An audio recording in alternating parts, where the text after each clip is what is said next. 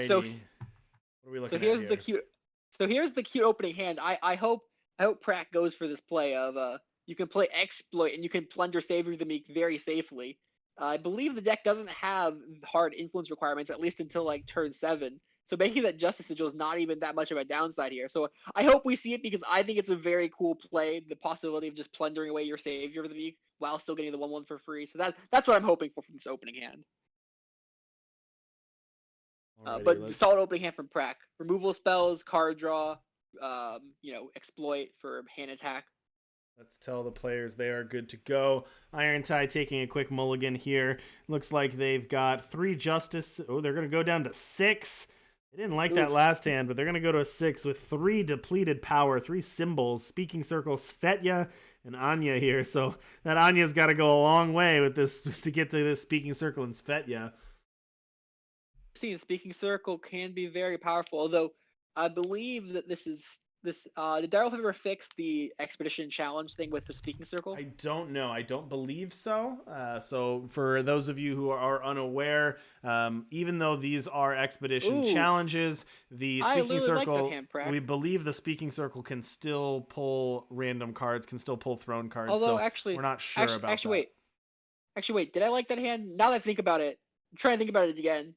Knowing that this is Irontide, knowing this is a Hooru control, all that removal kind of doesn't do as much as I initially had thought. But you did get to start with exploit, which probably made it good enough. Exploit and 3 power, maybe made it good enough. But I guess I could see why Prack might have tossed it because the removal is not necessarily great versus a deck that's not playing many units. So Yeah, maybe it's a heads up understandable. mulligan. Heads up play, heads up mulligan there for Prackalakin. And you get the Savior of the Meek anyways. Savior of the Meek off the top. Nice. Uh, yeah, but Speaking Circle in Expedition I feel like overall this is T&E is just a huge nerf for Speaking Circles. I believe it is stronger in Expedition than it is in Throne with the card pool allowed. Mm-hmm. Uh, I've almost run the numbers on this, but all I know is that in Expedition, did you know that in Expedition, in the actual Expedition format, every Speaking Circle has a 9% chance to draw a Equalize off of it? I did not know that. Yeah, it feels. Yeah, I thought it was like a 1 in 200. I'm like, oh, you just don't worry about it. It's like a 1 in 200, but no, it's like 9%. There's only like 95 spells in Exped right now that cost 3 or less, and there are possible targets for Speaking Circle. So every circle just has so much. It's just such a high chance to get an insane hit of Equalize. All right, Irontide, though, they're getting up there. They've got their Anya deployed. They've got their 5th power in hand. They've got a Builder's Decree as well. All they need is 1 more power, then they can start getting the Speaking Circle out and this Fetya as well. But the only problem with Speaking Circle is it's powerful regardless of when you cast it, but it's a little worse when you're behind. You're really banking on getting something to protect it. And when you've got a 3-attack flyer like Prackalakin does, playing out a Speaking Circle and hoping for the best isn't always the best plan. So we'll see what Irontide can do here the next 2 turns. Did you say a 3-attack flyer? I believe you meant a 7-attack flyer. But we'll see if Prack does it. But they do have a near perfect imitation in hand. True. But this is the Builder's Decree though. Yeah, the Powerful Builder's card, Builder's probably Decree. going to take it. Yeah, there it is. Okay, getting that 5/5 and it's blanking that near perfect imitation for a little while. Irontide, though, stuck at 5 power now. They drew an Anya that turn. They need an undepleted power this next turn, and they might be able to stabilize, but we'll see. Stone Scar painting the draw for Prack. Terrible draw. Not a terrible draw. The deck does need enough power to play its big things, right? That's sort of the nice thing about a deck like this is that even if you can't play out your huge stuff, right? If you can't use the reanimation side of things, because your big things cost 7, you can sort of just play them naturally, right? So base case is not really what you want to be doing because you want to be interacting earlier, but it's not horrible if you have to play the other game. As you can see, this deck doing the fun combination of cards in Exped of Grafter plus Iraq.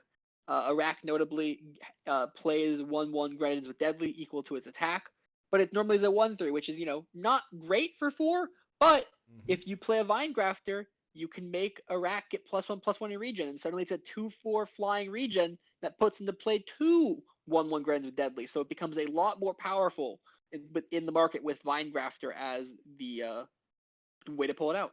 And Prackalakin is going to put the Speaking Circle into their deck with Wasteland Broker. That's what's missing from their market there.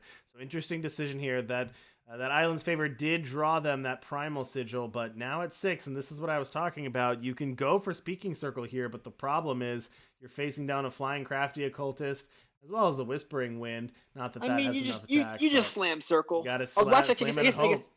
I mean, you have to just play Circle, but the real problem is not necessarily those flyers in play, but the flyer in the void, right? Yep. Because, for example, they just got Conflagrate, which can deal with the flyer in play. Conflagrate was a good hit off that.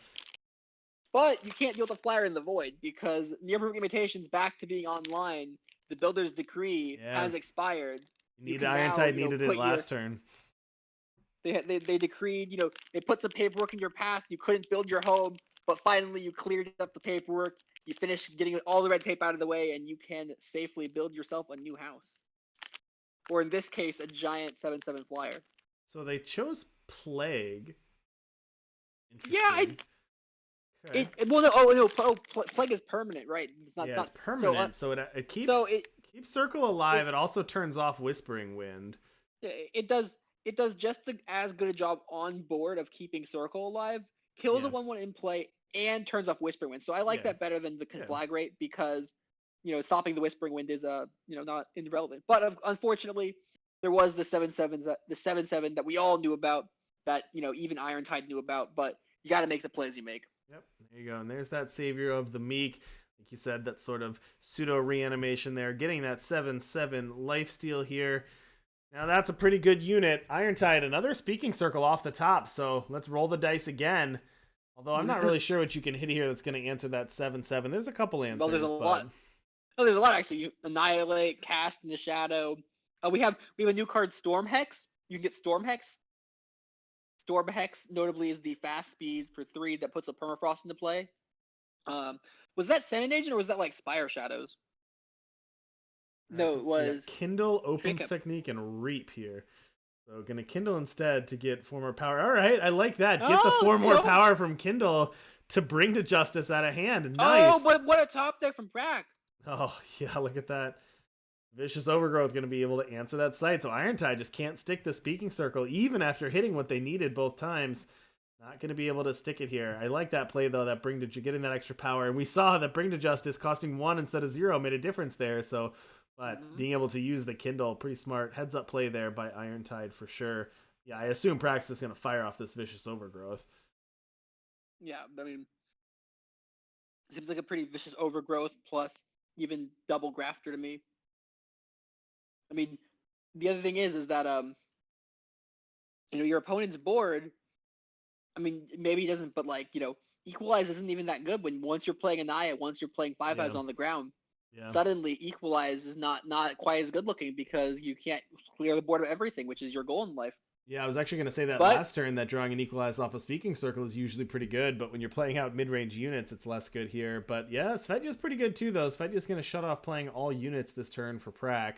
So that's going to shut down that Vine Grafter and that Vara, and potentially whatever is grabbed from the market from this Vine Grafter as well. Yep, not Aaron. I guess the real reason that that Prack didn't play both Grafters is actually that Prack wanted to put one of them into the market, especially if Prack say drew a power for the turn.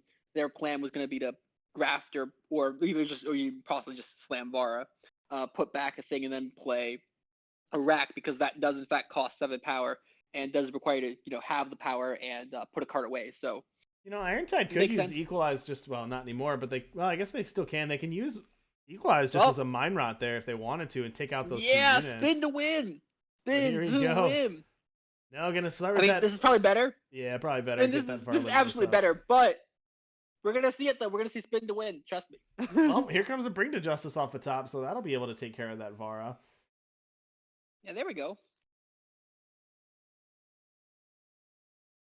And Prax is gonna get he's gonna get Hoof Slash. I really wonder about. Interesting. So I really wonder about the discard on Equalize. So you didn't cast it last turn, even though Prack was holding onto a card and had just gone to the market, but then did cast it this turn. But then cast it. Why? I don't understand why you wouldn't cast Bring to Justice first, and then force them to discard both their cards. Oh yeah, good call. Yeah, no, that's actually. Yeah, no, that's actually a pretty huge misplay. Actually, well, not necessarily huge, but like Yeah, it because does they allow. would have discarded this rank here. Now Prackalakin's able to deploy this and has lethal this turn. Yeah, Prack now has lethal this turn, and also has all the aggression stopped, right? Yeah. Because they can attack past 2/1/1s on the ground. Yeah, that's pretty big. Yep, here we go. And Irontide did draw Duelist Blade, but they don't have the power to deploy that this turn, and that's just going to be game here. Prack's going to be able to take game one. Speaking Circle off the top, but Irontide's tapped out, so no reason to really do anything at this point. I guess they went up to 5. No, but you just go for the win, right? Because you Yeah, can they did. maybe I'll just the logger. You had to play that though now because they did go up to 5, so you didn't just have lethal in the air. But there you go, Now Prack. Still gonna say Prack GGing me in the, in the GGing us. GGing I think you hit the wrong person there, all right, Prack. But yeah, if Irontide had played Bring Justice first and made Prack discard both cards, yeah. Prack would have needed to actually spin to win, right? They would have needed to hit a finest hour off Speaking Circle to win with that turn.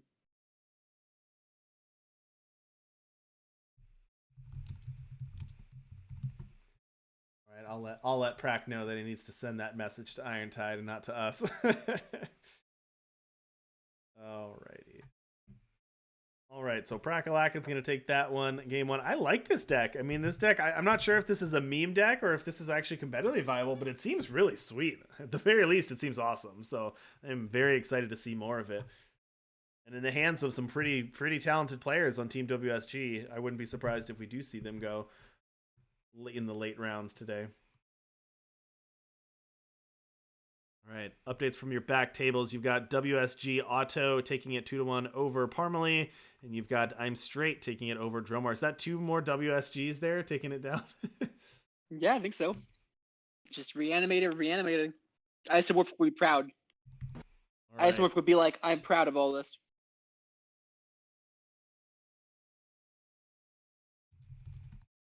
All right, let's tell our players that they are good to go. Prackalakin up one game on Irontide here. Can't imagine that practice mulls this hand. It's got 2 of his best cards in it. It's got Grenahen and Near Perfect Imitation.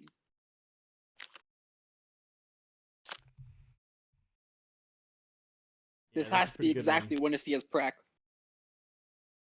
All right, Irontide has 2 copies of Bring to Justice, 2 copies of Anya, and a Svetya in hand. What a top deck. And not playing the Exploit, though. That's interesting to me. I think I might have just played Exploit because, as I like to say, it's not like Grenahen's ever getting worse, right? And Exploit could suddenly go from being a great card to being not great with the one. There you go. See, Anaya. Suddenly that Exploit's not looking too hot, right? Whereas Grenahen's just always going to keep in hand, right? It's not like Grenahen's ever getting worse because it will always be a 2-cost 1/3 that digs you 3. Whereas Exploit can suddenly turn off as soon as there's a face Aegis. Also, the turn 2 Anya, thanks to that power, that's pretty. You don't see that every day, so nice to get that out early. And now turn 2, turn 3, that's pretty good. You think this Exploit's ever gonna do anything? Probably not. Not in this one. I mean, people who hate Exploit rejoice, right? Your time has come. 2 Anayas with all the face Aegis in the world. No Exploits can get through that. Well, Maveloft Huntress is a good answer for Anaya for sure. And here comes Maveloft Hunter. I mean, Maveloft Hunter is a good answer for pretty much everything in the game. So, as we've seen over the last few weeks, here comes a 3/4 attacker. Look at that. Look at that synergy of Huntress with Grenahen makes it a 3/4, cleanly taking out 3/2 Aegis. Nice turn 2 3/2 Aegis, but I've got a 3/4 killer for you. That drew me a card. Have you noticed that Grenahen synergizes with units in your deck? Yeah, seems like it. Have you noticed that just putting Grenahen and Huntress in your deck is a good way to start? If you want to know what to play, just put Grenahen in your deck, put Huntress in your deck, and you figure the rest out from there. I've theory crafted a deck built around Grenahen, Dovid, and Maveloft Huntress, with your goal being just as many ways to dig through your deck for Maveloft Huntress as possible. Also not bad 2-drops to play. All right, Irontide missed their power. Irontide missed their power last turn, so they weren't able to deploy anything in hand. They have 2 copies of Silver Knight, Speaking Circles, Fetya, basically the same hand they had last game. Need to get up to that 6th undepleted power here. But Prack, they've got 6 power now. And they're going for the 7th here, but not going to be able to do it this time. So you do have a near perfect imitation. Severin, Vara Limitless, Island Fearless. Lots of options for Prack coming next turn. But Irontide's going to get first crack at the action. They're going to play Svetya out. Now, it doesn't stop near perfect imitation, but I don't think that the void doesn't just have anything. Yeah. Whispering Wind. All right, Silver Knight. That's going to take care of the Huntress. Gain 3 life, draw a card. That's pretty good for 5. But now it's Prack's turn to deploy. Do you go with Severin? Do you go with Island? Do you go with I don't. Do you like Vara? that Silver Knight last turn over a Speaking Circle? I feel like with Prack's units turned off, that was a good turn to play out Speaking Circle. But taking out that Maveloft Huntress instead, that's going to open the door. Prack's got a Severin here. Now they can just start going off near perfect imitation. Vara, Island. I think. No, I wasn't considering it, but I think you're right because Maveloft Huntress is just a 3/4, right? It doesn't have killer anymore. Right. It's just a 3/4, and you know that your opponent has a bunch of expensive things in their deck, right? So deploy Circle while you can, hold back the Silver Knight for their actual threats, and notably, Svetya turns off the Surge for Severin because Severin plays the units in Island, and Svetya stops the units from being played. So true, that's maybe a bit of a misplay there from Prack. I don't know. D Baslock, thank you so much for the follow. Pajamas FPS and Waz, thank you so much for the follow. Flow Love Shimei and Tabletop Joe 84. Appreciate the follows, everyone. Look at this from Irontide. Tempo Builder's Decree. That is a spicy move right and there. Attacking Irontide. for 10. Irontide says, I want to end this game. No more of these shenanigans. But I don't know if they have enough to stop Prack here. Prack just put Island into the void. Well, all Irontide needs is exactly, one more Silver Knight or Bring to Justice. Well, they've got a Huntress here and a Bring to Justice. Oh, they have a Huntress and Bring to Justice? Oh my goodness, they just have it all. There you go. Bring to Justice is going to take care of that. They can even Huntress down the 2-1 if they want to attack in for 13. Who cares about 13? Lethal. 13's not lethal. Yeah. I'd save it. 13's not lethal. You know that Prack has a bunch of Besiege the Throne. Yeah, 6/6s. You're gonna attack in and then just keep Besiege the Throne. Yeah. You can always keep that Huntress for next turn if you can use it. So here's the chump block. That's gonna put Prack down to 10. Here's that Piercing Grief though. Hello, Grief. It's actually gonna be kind of relevant here. Yeah, 13. That's actually pretty relevant because now 2 attacks from both Svetyas aren't lethal. Yeah, there you go. Okay, here's that Island now and a Vinegrafter with regen. Oh, wow. Both Island and Vara pump Grenahan because it's a multi-faction unit. It is. It's great too. Man, more synergies for the chicken. Bok. I'm still going to start out with a combat Treasure Trove. chicken. Look at it. It's a 2/4. It's a combat chicken now. Got upgrades. They upgraded the Grenadin. A new software patch, perhaps? You know what? Smite does not hit. Well, you know is what you it a could 6/6? do? Well, you don't have the power for it. Yeah, you can use the Huntress, though. Yep, that'll do it fine. You don't need the Smite. Yeah. But yeah, Smite's not going to hit the Fear Island. But notably, Smite says kill a unit with different attack and health. That includes current attack and health. Yes. So if you damage a unit, that does change its stats. So if you damage that island by 2 by just attacking it straight out, it is counted as sort of a 6/4 for the turn, so then it can be smited.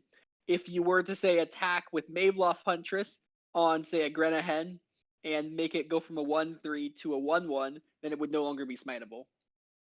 And Prack gonna do the play that we came all here to see, and that is near perfect imitation. Making an island, attacking, drawing 2 cards. Just drew 2 power, but that's 2 power they're not drawn off their deck next turn. All right, finally, here comes the Speaking Circle. Did Prack have a Vara in the void? I thought they did.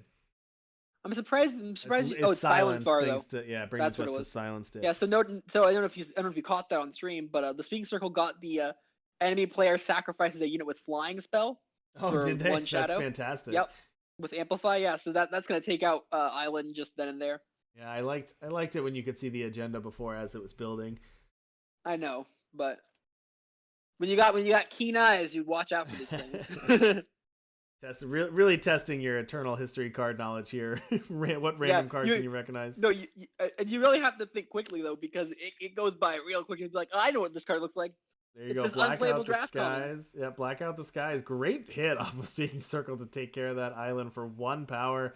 Obviously, the power doesn't matter off Speaking Circle there, but great. And then a scout, draw a card on Trailblaze, and then Geminon's Choice, transform a unit into a 3/1 with Reckless, or increase the damage of a spell in your hand by 1. So not super relevant there, but can transform a unit if you want. No. Geminon's Choice is actually a great help circle, especially when you have a bunch of 5/5s in play. Well, it's not going to matter we'll here. See. Now we got the circles. Now, we saw this come up the other day that I forget which round it was, but Circle, they're going to cancel each other out unless you hit something like unless you hit something you could Vicious Overgrowth or something else that could take out the opponent's Speaking Circle before the end of turn. We saw that last week, and that was pretty sweet, being able to keep it. I think Prack didn't play Power yet, right? So I think if Prack didn't play Power, his plan is just a Vicious Overgrowth. Yeah, circle. if Prack didn't play Power, they can play Vicious Overgrowth. I'm not sure if they did. They didn't. Okay, there you go. They did not play Power. I thought they didn't. That's what we're going to see. So Power plus Vicious Overgrowth is going to take down Irontide Speaking Circle, presumably here, but potentially not. So notably, with the amount of ways to deal 3 damage to sites or etc., it looks like in the Circle Mirror now being the second circle in some respects is the favorable one, because you can be you have a chance to kill the site first before end of turn. So now the Circle Mirror. Oh, there's the Circle Mirror. Irontide's got one on his end, so let's see what Irontide can do here. Just give me more circles in my life. Just inject me with circles, just like the vaccine. That was a technique, something technique there. I think that was the Mandrake technique. Yeah, I think so. Not sure what those modes are though. The Defile. Well, that's a Defile. I'm sure all of you guys can recognize Defile. And yeah. And Styre's Beckoning. Good use technique. Silence each enemy with flying. Give one of your Mandrakes +2 into a deadly crate and draw a random Mandrake, but Defile's going to take care of that Vine Grafter. This is interesting. Good attacks here. Yeah, Smite can take care of one of the chickens. Yeah, because that allows you to take out the site. And you take out the site. Wow. I like that Styre's Beckoning. Speaking Circle's like, I want to be a Lord Styre Tower too. When I grow up, I'm gonna be just like you. Ooh, but near perfect imitation off the top. What a draw! That could get an island, draw 2 more cards. What a top deck. The game continues. It looked really bad for Brack, but a top deck imitation now can kill that site. I don't think I've ever seen. Was it 4 Speaking Circles in a row? Just died, killed each other. That was amazing there. Usually Speaking Circle has better sticking power than that. Only 3, but still 3 Speaking Circles dead after 1 turn is not something that comes up often. But pretty good turn there for Prack. Attacking and killing a circle, playing a Whispering Wind, plus playing 2 Vine Grafters out on those 2 draws. Pretty amazing there. It was actually 2 Speaking Circles and a Lord Styre's Tower wannabe. Right, Irontide gonna attack in. Now, Prack does have free blocks with these Vine Grafters if they want. They probably should. And you can just eat the 3/2. Oh, yeah, you gotta be careful with Equalize here, though. But I think if you but there'll still be 2 units left over. You can just keep Grafter and Island alive or whatever. Yeah. Oh, so I want to. So this game's going on, but wow, that's a huge unit. Oh, that's right, because Severia's doing things. Wow, there's 2 of them. That's pretty good too for Irontide. You got some good attacks coming up. Now, for Irontide, one of the advantages Irontide has is all of their units are much bigger than Prack's, but you don't have an answer for this island, though, so that's going to be a lot of card advantage for Prack, plus the Whispering Wind. I don't know how these stack, but... Well, at the very least, you have a thing called a Grafter in play, which is good with drawing cards. So yep, absolutely it is. Now, if you remember, there's a card called Iraq. Oh, it looks like they didn't stack that way. Whispering Wind had to discard first. Oh, I think so. So here's what I would do. I would get. I don't like this. My play I think I want to make is I want to make a play of activate Vine Grafter twice to make Iraq a 3/5, and then you play in Iraq and get 3 1/1 Grenades with Deadly. That's what I want to see. Well, unfortunately for Irontide, they have the big units on board, but they have no answer to these flyers, and Irontide's at 2. So they drew a Merchant, but I don't think they can answer both flyers here. They can Permafrost 1. They could Dazzle kill the island. 1, but if they could kill the island, then it would still not be good enough because Yeah, it's still not good. One removal isn't good enough, unfortunately. So yeah, Merchant, go get a removal spell, but you're still just dead to Whispering Wind. yeah. Well, I don't know. I don't know if this is an Irontide's market because I didn't look too closely at their deck list before we had to hop into the game, or rather, I didn't look at their market before we hopped into the game. But Yeah, Cyber Combustion, but that's still not gonna do it. unless is there? Do you say there's Dazzle in hand or something? No, they've Equalize in hand, but that's gonna answer it either. Or is this lethal or Unless something? no, I'm only gonna put him down to 10. So close, Close though. Yeah, I mean, so close. There are a lot of that's decision points this game. a lot of decision I don't know. points. I kind of felt like they were a turn away. Remember, Irontide was Yeah. sort of one turn late on some of those things, but yeah, and not being able to this island drew at least 6 cards I this mean, game. that top deck implementation was just a wonderful top deck on Yeah, Frack's side.